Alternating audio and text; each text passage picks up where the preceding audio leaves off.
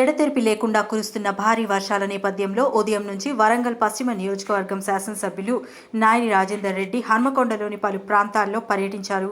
భారీ వర్షాల పరిస్థితుల్లో ప్రజలందరూ అప్రమత్తంగా ఉండాలని, అత్యవసరం అయితే తప్ప బయటకు రావద్దని తెలిపారు. కాంగ్రెస్ పార్టీ డివిజన్ అధ్యక్షులు, కార్పొరేటర్లు, శ్రేణులు ప్రజలకు అందుబాటులో ఉండాలని, సహాయక చర్యల్లో పాలు పంచుకోవాలని పిలుపునిచ్చారు. భారీ వర్షాల నేపథ్యంలో నయీం నగర్ బ్రిడ్జ్ క్రింద నుంచి నీరు సజావుగా వెళ్తున్న తీరు పరిశీలించారు. అలాగే ప్రజలందరూ అప్రమత్తంగా ఉండాలని కోరారు.